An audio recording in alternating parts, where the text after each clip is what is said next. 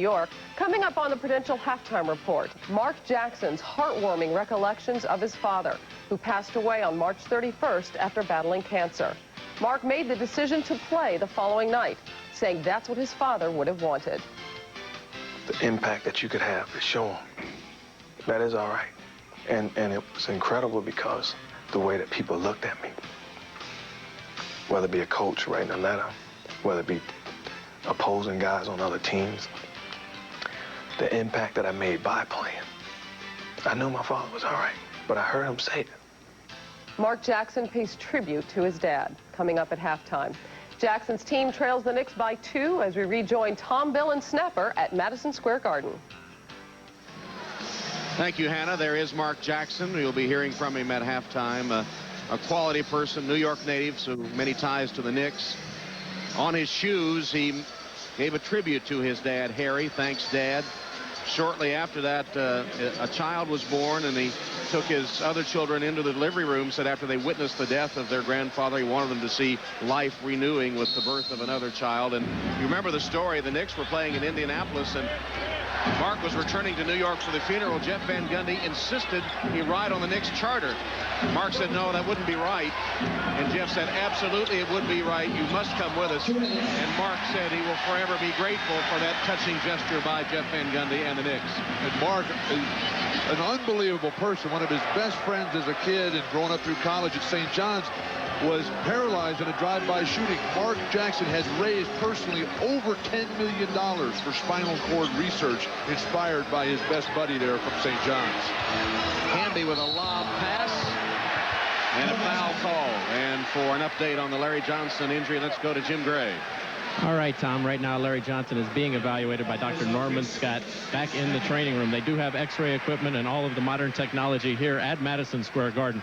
They have yet to make a determination just exactly what it is or how severe the right knee injury is. They're probably going to wait through halftime and then give us something at that point. Tom?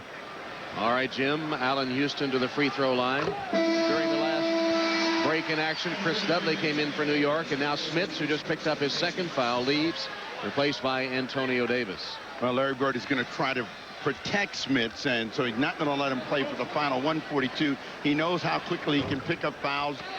Houston gets that one to roll in, and so the Knicks lead climbs to 4. How about Reggie Miller, though, Steve? He started 1 for 2 on a fast break layup. 0 for 8 over the last 16 minutes for Reggie. Jalen Rose, Indiana needs more from him. Here's Miller. Keep shooting, Larry Bird says. And Reggie Miller gets his second field goal. It's a long-range 2.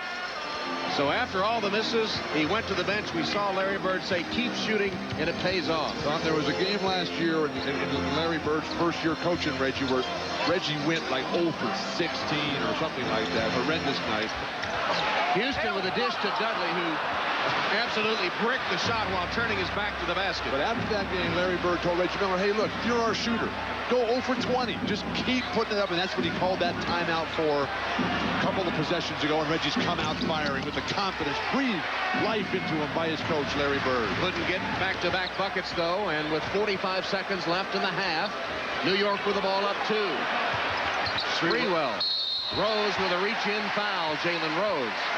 You know, the Indiana Pacers are leaving Chris Dudley open. And why not? Well, that's right. and, you know, fortunately, as we take a look back at the foul, the Knicks are helping the defense of the Pacers by giving the ball to Dudley. You get a guy cutting through the hoop, he hops out, his chances of making his shot are remote, and yet they continue to throw the ball in there. It helps them. It doesn't help the New York Knicks. Thursday night, Shamiqua Holtzclaw scored 18 points in her WNBA debut.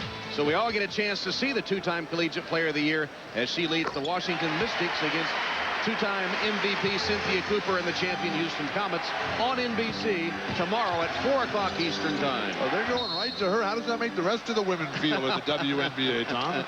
They've got game 2, right? They do indeed, as we check in with Jim Gray. All right, thank you very much, Tom. Larry Johnson has a sprained ligament in his right knee. The x-rays were negative. He's being taken to the hospital for an MRI. He is out for the season. Out for the game. They will evaluate the season after the MRI. Tom? All right, Jim. Well, this could very well be the season. Right, it could be. So it's one and the same. Jim Gray on top of it as always.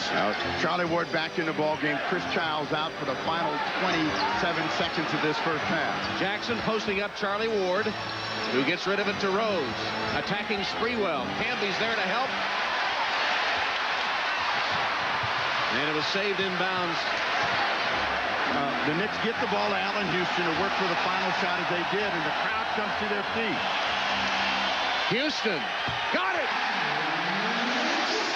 That is exactly what New York needed. Get the crowd going wild into halftime with the 6-point lead. Go! No, it rimmed out. From midcourt, Mark Jackson had it, and it just rimmed out as the buzzer sounds. Allen Houston just taking over. Spree had been getting it done on his own way. Now Allen Houston says, we got a two-man attack here. It's okay that Larry Johnson's gone. We've got enough to win this game. This is the one we have to win. And you see Mark Jackson with that Hail Mary that touches all four corners of the rim, but doesn't stay. And since the LJ injury, the New York Knicks regroup. They've outscored Indiana 13-9 in that time. Now stay tuned for the Prudential Halftime Report coming up after these messages. The NBA on NBC.